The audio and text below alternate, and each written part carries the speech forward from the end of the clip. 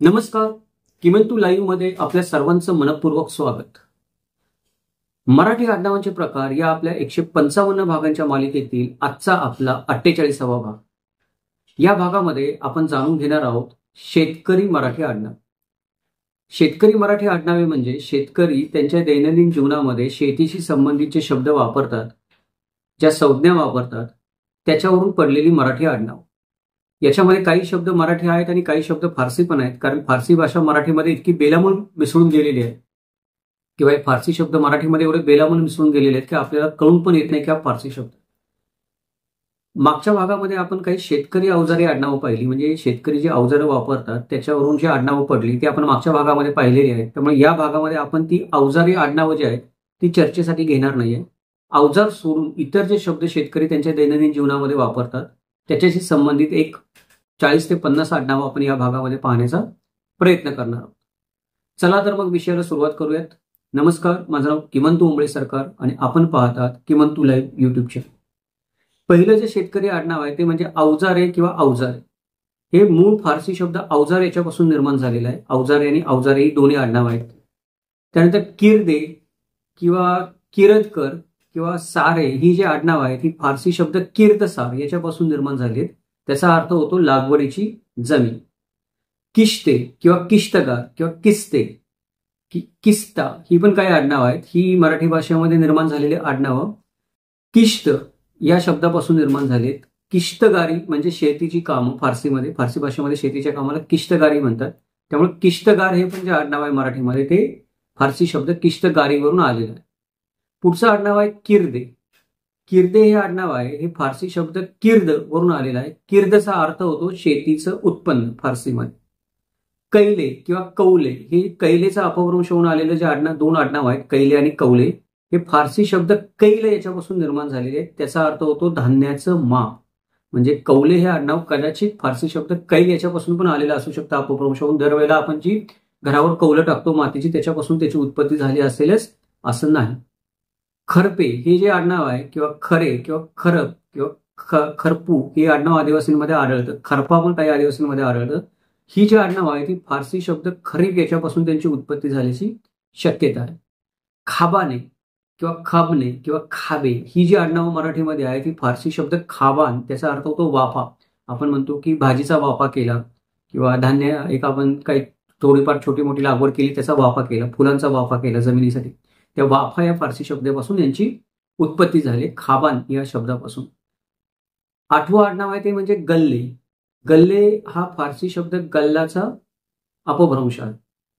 अजून एक आडनाव आहे ते म्हणजे दरसे, दरसू किंवा दरसवादे अशी जी 3 आडनाव आपल्याला मराठीमध्ये आढळतात ती फारसी शब्द दरसवाद पासून निर्माण झाले. दरसवादचा अर्थ होतो शिवारात किंवा शिवार असा त्याचा अर्थ होतो. 10व्या नंबरवर जी 3 आडनाव आहेत ती म्हणजे दाईमे, कुळे किंवा दाईम कुळे आडनाव पण आपल्याला विदर्भामध्ये आढळतं. ही आडनाव फारसी शब्द दाईम कुळ याच्यापासून निर्माण झाले. त्याचा अर्थ होतो कायमचं कुळ. म्हणजे शेती करण्यासाठी एका शेत जमिनीवर आपण आणून ठेवलेलं कायमचं कुळ त्याला फारसीमध्ये दाईम कुळ असं म्हणतात. त्याच्यावरून दाईमे, कुळे आणि दाईम कुळे ही 3 आडनावं निर्माण झाली. नजले हे आडनाव फारसी शब्द नजुल पासून आलेलं आहे. त्याचा अर्थ होतो सरकारी गावठाणाची जमीन. 12वं आडनाव आहे पैदासे किंवा पैदास्ते किंवा पैदे ही जी आडनावं आहेत ही आडनावं पैदास या फारसी शब्दावरून निर्माण झाली आहेत. पैदास्ती याचा अर्थ होतो फारसीमध्ये कृषीची जमीन म्हणजे शेतीची जमीन किंवा शेतीचं उत्पन्न. जास्त करून उत्पन्न म्हणून शब्द वापरला जातो, जमीन म्हणून वापरला जात नाही. कृषी उत्पन्न म्हणू शकतो आपण त्याला पैदासे किंवा पैदास्ते असं म्हणलं जातं मराठीमध्ये. 2 आडनावं त्याच्यावरून आलेली आहेत. पुढचं आहे आडनाव फसले. हे फसले आडनाव फारसी शब्द फसल याच्यापासून आले. दंगा फसादवरून आपल्याला वाटतं फसले आडनाव आलेलं असेल, पण दंगा फसादवरून आलेलं नाही. ते फारसी शब्द फसलवरून आलेले. फसलचा अर्थ होतो पीक फारसीमध्ये. त्यानंतर खरीपे हे जे आडनाव आहे ते खरीप या फारसी शब्दापासून आलेलं आपल्याला दिसून येतं. त्यानंतर फसले आणि मोसमे ही जी 2 आडनाव आहेत ती फारसी शब्द फसलीवरून आलेली आहेत. फसलीचा अर्थ होतो मोसमी. आपण म्हणतो मोसमी वारे किंवा मोसमी काम. हा ज्या अर्थाने आपण शब्द वापरतो ते खरं तर फारसी शब्द फसलचा अपभ्रंश आहे. मोसमी आणि फसले ही 2 आडनाव. त्यानंतर आज आपण बागे किंवा बागवान किंवा बागायतदार ही जी आडनावं वापरतो ती फारसी शब्द बागायत पासून आलेली आहे. त्यानंतर बिरजे किंवा माले किंवा बिरजमाले ही 3 आडनावं जी आहेत ती फारसी शब्द बिरजुमाल याच्यापासून बनलेली आहेत. बिरजुमालचा फारसीमध्ये अर्थ होतो सामायिकीतील शेत, म्हणजे सामायिकपणे केली जाणारी शेती. मजुरे हे जे आडनाव आहे किंवा मजरे हे जे आडनाव आहे हे फारसी शब्द मजरावरून आलेलं आहे. त्याचा अर्थ होतो शेतकऱ्यांची वसाहत किंवा वाडी, जिथे शेतकरी राहतात त्यांची वस्ती, त्याला फारसीमध्ये मजुरे असं मजरा असं म्हटलं जायचं आणि त्याचंच मराठीमध्ये मजुरे किंवा मजरे असे 2 आडनावांमध्ये अपभ्रंश झालेला आहे. दुसरं जे आडनाव आहे ते म्हणजे मशागे, हे फारसी शब्द मशागत याच्यापासून निर्माण झालेला आहे. अजून 2 आडनाव आहेत मुरे आणि मुआरे. ही जी 2 आडनाव आहेत हे फारसी शब्द मुआरियान म्हणजे शेतकरी किंवा खेडूत याच्यापासूनही मुरे आणि मुआरे आणि काही ठिकाणी मरे असं पण आडनाव सापडतं. ते मृत्यूशी त्याचा काही संबंध नसण्याची शक्यता आहे. बऱ्याचदा ते फारसी शब्द मुआरियांचा अपभ्रंश होऊन आलेला असू शकतो. त्यानंतर मुजेरे हे जे आडनाव आहे ते शेतकऱ्याशी संबंधित आहे. मगाशी आपण जसं बघितलं की मजरे मजुरे, तसंच मुजेरे वेगळं आडनाव आहे. ते फारसीमध्ये शेतकऱ्याला मुजेरी असं म्हणतात. त्या मुजेरीवरून हे मुजेरे आडनाव पडलेलं आहे. काही ठिकाणी जसंच्या तसं मुजेरी हे पण आडनाव काही लोकांचं आढळून येतं. फारसीतला शब्द जसाच तसा मराठीमध्ये वापरून ते आडनाव बनलेलं आहे. पुढचं आडनाव आहे रबे. तर रबे हे जे आडनाव आहे फारसी शब्द रब्बी पासून बनलेला आहे. त्याचा अर्थ होतो वासंतिक पीक. 23वं आडनाव आहे रयतदार. तर रयतदार हे जे आडनाव आहे ते रयत भाग या फारसी शब्दापासून बनलेला आहे, म्हणजे कुळाचा वाटा किंवा कुळाचा वाटा घेणारी व्यक्ती तिला रयतदार असं म्हटलं जातं. वसले, वसले हे जे आडनाव आहे ते फारसी शब्द वसलापासून बनलेला आहे. वसलाचा अर्थ होतो मोजणीसाठी पाडलेला जमिनीचा तुकडा, त्याला फारसीमध्ये वसला असं म्हणतात. त्याच्यापासून वसले हे आडनाव मराठीमध्ये आलेलं आहे. सतने हे जे आडनाव आहे ते फारसी शब्द शतकन किंवा सतकन त्याचा अपभ्रंश होऊन सतने झालेला आहे. शतकनाचा अर्थ होतो फारसीमध्ये गुराचा हिरवा चारा. जो गुराचा हिरवा चारा असतो त्याला फारसीमध्ये शतकना म्हणतात. त्याचा मराठीमध्ये अपभ्रंश होऊन सतकना आणि नंतर सतने आणि सतकने ही 2 आडनावं निर्माण झाली. पुढचं जे आडनाव आहे ते म्हणजे शिकमे किंवा शिकिमदार. शिकमे किंवा शिकिमदारचा फारसीमध्ये अर्थ होतो पोट हिस्सेदार, म्हणजे माझा मूळ हिस्सा आहे त्याच्यामध्ये अजून एखादा कोणाचा पोट हिस्सा असेल त्याला शिकिमदार म्हटलं जायचं फारसीमध्ये.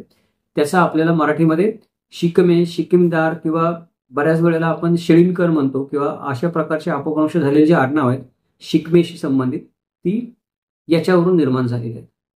पुढची 2 आडनाव आहेत सकते किंवा जमने. ही जी 2 आडनाव आहेत ती फारसी शब्द सकत पासून निर्माण झाले. फारसीमध्ये सकतचा अर्थ होतो जमीन किंवा ज्याला आपण खास करून म्हणतो खडकाळ जमीन किंवा टणक जमीन जिला असते तिला फारसीमध्ये सकत असं म्हणतात. त्याच्यावरून सकते हे आडनाव निर्माण झालेलं आहे. त्यानंतर पुढचं जे आडनाव आहे ते म्हणजे सबजाजे. सबजाजे किंवा सबे किंवा जाजे ही अशी पण 2 वेगळी आडनाव, अशी 3 आडनाव होऊ शकतात. सबजाजे, सबे किंवा जाजे ही सगळी आडनाव फारसी शब्द सबजागर सबजाजगर याच्यापासून निर्माण झालेली. सबजाजगरचा फारसीमध्ये अर्थ होतो गायरान किंवा गायरान जमीन ज्याला आपण म्हणतो, जी गुरांना सोडण्यासाठी गुरांना खाण्यासाठी जमीन मोकळी सोडलेली असते तिला गायरान जमीन म्हणतो. तिला फारसीमध्ये सबजाजगर म्हणतात. त्याच्यापासून ही 3 आडनावं निर्माण झाली आहेत. पुढचं आडनाव आहे ते म्हणजे सरकते किंवा सरकतदार किंवा सरकाळे मराठीमध्ये आडनाव. त्याचा पण अर्थ फारसी शब्द सरकतदार असा आपण देऊ शकतो. सरकतदारचा फारसीमध्ये अर्थ होतो भागीदारी, म्हणजे तुम्ही जर एखाद्या भागीदारीमध्ये व्यवसाय करत असाल किंवा कुठेही भागीदार असाल तर त्याला आपण सरकते, सरकतदार किंवा मराठीमधले सरकाळे जे आडनाव आहे ते पण फारसी शब्द सरकतदारचा अपभ्रंश असू शकतं. त्यानंतर सालकरे. सालकरी हा फारसी शब्द सालकरी याच्यावरून आलेला आहे. जो आपण म्हणतो की सालाने का आपल्याकडे काम करायला गडी येतो, जो आपल्याकडे वर्षभर काम करतो आपण त्याला बांधून घेतो, सालकरी तो फारसी शब्द आहे. त्याच्यावरून सालकरी मराठी आडनाव पडलेलं आहे. ढिपुरे. ढिपुरे जे आडनाव आहे हे फारसी शब्द ढिपुरे जे आडनाव फारसी शब्द नाही, हा मराठी शब्द आहे. ढिबळ याच्यापासून आलेला आहे. ढिबळ म्हणजे मातीचं ढेकून. त्याच्यावरून ढिपुरे, ढिबळे, ढेकळे अशी जी आडनाव आहे ती ढिबळ या शब्दापासून निर्माण झालेली आहे. पुढचं आडनाव आहे ढेपसे. ढेपसे हे आडनाव ढेप या शब्दापासून निर्माण झालेलं आहे. म्हणजे एखादी गोष्ट जर घट्ट करून एखाद्या ठिकाणी चिकटवून ठेवली तर तिला ढेप म्हणतात. म्हणजे मातीची ढेप, गुळाची ढेप आपण म्हणतो. तशा प्रकारचं जे चिकट पदार्थ एकत्र करून जोडला जातो आणि त्याचा काहीतरी आकार दिला जातो त्याला ढेप म्हणतात. त्याच्यापासूनही ढेपसे, ढेपे, ढेबे हे आडनाव पण ढेपेचा अपभ्रंश होऊन आलेला आहे. पुढचं आडनाव आहे ढेकळे. मगाशी मी म्हणलं मातीचं ढेकूळ, त्याला ढेकळे म्हणतात. अवताडे. अवताडे हे आडनाव आवत या अवजारावरून आलेलं आहे. जमीन नांगरायचं जे साधन असतं त्याला बैलाला बांधून आपण वापरतो, त्याला आवत म्हणतो, त्याच्यावरून अवताडे आडनाव आलेलं आहे. खुंटे. खुंटे हे आडनाव आहे, हे जनावरं बांधण्याचा जो लाकडी दांडा असतो त्याला आपण मराठीमध्ये खुंटा म्हणतो, त्या खुंट्यावरून खुंटे हे आडनाव आलेलं आहे. आटाळे किंवा आटळे ही दोन आडनावं मराठीमध्ये आढळतात. ही दोन आडनावं आटाळ या शब्दापासून आलेली आहेत.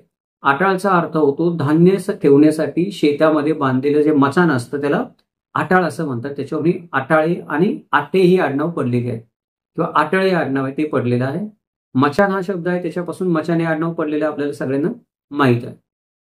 खुडे आणि खुराडे ही जी दोन आडनावं आहेत ती कोंबड्या किंवा कबुतरं ठेवण्याची जागा असतात, त्यांना खुराड किंवा खुडं म्हणतात काही ठिकाणी, त्याच्यावरून ही दोन आडनावं आलेली आहेत, खुडे आणि खुराडे. गाठोडे हे आडनाव आपण जे कपड्यांचं गाठोडं म्हणतो की एखादी गोष्ट बांधणं कपड्यामध्ये, काही वस्तू कपड्यामध्ये बांधणं आणि ते त्याला गाठ मारून ते आपण खांद्यावर घेऊन जातो त्याला आपण गाठोडे म्हणतो. ते कपडं ते गाठोड्यावरून गाठोडे आणि गाठोळे अशी दोन आडनावं आपल्याला पडलेली आढळून येतात. त्यानंतर गाडे आणि गाडेकर ही जी दोन आडनावं आहेत ती गाडा या शब्दापासून आलेली आहेत. गाडा तुमची कुठली गोष्ट असू शकते, बैलगाडा असू शकते, एखादा माणूस एखादी गोष्ट ओढून घेतो त्याला पण गाडा म्हणलं जातं, घोडागाडी असू शकते त्याला पण गाडा म्हणलं जातं, त्याच्यावरून गाडे आणि गाडेकर ही दोन आडनावं आलेली आहेत. जोते हे एक आडनाव आहे, ते गाई खुंटीला बांधायची जी दोरी असते तिला जोतं म्हणतात. आपण जे जमिनीचा एक समतल भाग बनवतो घरामध्ये उंचवटा त्याला पण जोतं म्हणतात, परंतु गाई जी खुंटीला बांधतात त्या दोरीला पण जुन्या काळामध्ये जोतं म्हणत असत. त्यामुळे शेतकऱ्यांच्या भाषेमध्ये बोलायचं म्हटलं तर जोते हे आडनाव त्या गाई खुंटीला बांधण्याच्या दोरीवरून आलेलं आहे. तगारे हे जे आडनाव आहे फारसी शब्द तगारवरून आलेला आहे. तगारचा फारसीमध्ये अर्थ होतो लोखंडी टोपलं, त्याच्यावरून मराठीमध्ये तगारे आडनाव आले. दोरखंडे हे आडनाव आपल्याला सगळ्यांना माहिती आहे की जी मोठी बळकट दोरी असते तिला आपण दोरखंड म्हणतो, ती दोरी विणणाऱ्या माणसाला दोरखंडे म्हणलं जायचं, त्याच्यावरून दोरखंडे आडनाव पडलेलं आहे. जंजिरे हा फारसी शब्द आहे, याच्यावरून जंजीर हा फारसी शब्द आहे, त्याचा अर्थ होतो साखळी, त्याच्यावरून मराठीमध्ये जंजिरे आडनाव काही मित्रांचं आपल्याला पडलेलं आपल्याला दिसून येतं. नांगरे हे आडनाव आहे ते जमीन नांगरण्याचं जे अवजार असतं शेतकऱ्याचं त्याच्यावरून आलेलं आहे. फाळे हे जे आडनाव आहे ते किंवा फाळके हे जे आडनाव आहे हे नांगराचा फाळ ज्याला आपण म्हणतो, म्हणजे नांगर आपण नांगर नावाचं जे अवजार असतं त्याचा जो भाग जमीन नांगरतो तो लाकडी असतो किंवा लोखंडी पण असतो, ज्याचा जमिनीशी संपर्क येतो, त्याच्यावरून ही तीन आडनावं पडलेली आहेत. फाळके, फाळे, फालके आणि फाळखे. ख ख ख आपण म्हणतो तो खजुराचा, फाळखे, फाळके नाही, अशी चार आडनावं आपल्याला या नांगराच्या फाळावरून पडलेली दिसून येतात. त्यानंतर पुढचं आडनाव आहे ते म्हणजे कांबे. कांबेचा अर्थ होतो की लोखंडी काठी, छोटीशी लोखंडी काठी, त्याला आपण कांब म्हणतो. म्हणजे कांब काय आहे तर जमीन मोजण्याची लाकडी अथवा लोखंडाची जी काठी असते तिला कांब म्हणतात, त्याच्यावरून कांबे, कांबी, कांबीकर, कांबेकर आणि कांबेलकर अशी काही आडनावं पडलेली आपल्याला दिसून येतात. 47वा आडनाव आहे ते म्हणजे कासारे. तर विहिरीतून पाणी काढण्यासाठी वापरण्यात येणारा जो दोरखंड असतो त्याला कासरा म्हणतात. त्या कासऱ्यापासून हे कासारे आडनाव पडलेलं आपल्याला आढळून येतं. 48वा आडनाव आहे ते म्हणजे गोफणे किंवा गैफणे. तर पक्ष्यांना घाबरवण्यासाठी ज्याला आपण दगड फेकण्याची दोरी म्हणतो, ती पक्ष्यांना घाबरवण्यासाठी जी दगड फेकण्याची दोरी वापरली जाते गोफणीला बांधायला तिला गोफण म्हणतात, त्याच्यावरून गोफणे आणि गोईफणे ही दोन आडनावं पडलेली आपल्याला दिसून येतं. 49वा आडनाव आहे ते म्हणजे चाबके. चाबकेचा अर्थ होतो चाबूक, जो आपण बैलगाडीमध्ये बैलांना कंट्रोल करण्यासाठी किंवा घोड्याला कंट्रोल करण्यासाठी जे आपण चांबड्याची दोरी बनवतो तिला चाबूक म्हणतात, त्याच्यापासून चाबके आणि चाबे अशी काही आडनावं झालेली आपल्याला दिसून येतात. ताडे आणि ताडपत्रे ही जी आडनाव आहेत ते आपल्याला ताडपत्र जे आहे शेतकरी आपण एक कापड जे दणकट कापड म्हणतो जे पावसामध्ये भिजत नाही किंवा संरक्षण करतं वस्तूंचं त्याला आपण ताडपत्री म्हणतो. त्या ताडपत्रीवरून ताडे, पत्रे आणि ताडपत्रे ही दोन आडनावं मराठीमध्ये पडली, तीन आडनावं मराठीमध्ये निर्माण झालेली आपल्याला दिसून येतात. तर हे जे काही आता आपण बघितलं हे आहे शेतकरी मराठी आडनावं, म्हणजे शेतकरी ज्या वस्तू वापरतात किंवा शेतकरी जे शब्द वापरतात त्याच्यावरून ही आडनावं पडलेली आहेत किंवा पडलेली असू शकतात. त्याची उत्पत्ती काही वेगळी पण असू शकते, म्हणजे दरवेळेला फक्त शेतकरी नावाशी संबंधित किंवा शेतकऱ्याशी संबंधित फारसी नावावरूनच ते आडनाव पडलेलं असेल नाही, कदाचित दुसऱ्या कारणाने पडलं असेल, कोणी दुसरा व्यवसाय करत असेल, काम करत असेल तर पण या कारणाने पण ते पडलेलं असू शकतं, त्याचा या अंगाने पण विचार करणं गरजेचं आहे. म्हणून आपण या आडनावांचा थोडक्यामध्ये परामर्श घेऊ. नेहमीप्रमाणे आपल्याला हा व्हिडिओ कसा वाटला ते मला आवर्जून कळवा. जर आपल्याला व्हिडिओ आवडला असेल तर व्हिडिओला लाईक करा, शेअर करा, जास्तीत जास्त आपल्या मित्रांपर्यंत व्हिडिओ पोहोचेल असं पहा. जर या व्हिडिओच्या निमित्ताने आपण प्रथमच किमंतू लाईव्ह चॅनलला भेट देत असाल तर आपल्याला विनंती आहे, चॅनलला सबस्क्राईब करा आणि नोटिफिकेशन बटन ऑन ठेवा, जेणेकरून आपल्याला असेच नाविन्यपूर्ण व्हिडिओ पाहता येतील.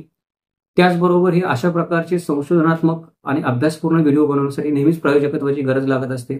जर आपल्याला शक्य असेल तर आपण चॅनलची मेंबरशिप घेऊ शकता, गुगल पेच्या माध्यमातून सहकार्य करू शकता किंवा सुपर थँक्सच्या माध्यमातून मदत करू शकता. गुगल पे साठी नंबर आपल्याला स्क्रीनवर दिसेलच. इतिहासाचं हे असंच वस्तुनिष्ठ मूल्यमापन, चिकित्सक विश्लेषण आणि तर्कशुद्ध विवेचन ऐकण्यासाठी पाहत राहा किमंतू लाईव्ह. भेटूयात उद्या एका नवीन व्हिडिओ सोबत. जय महाराष्ट्र, जगतंब.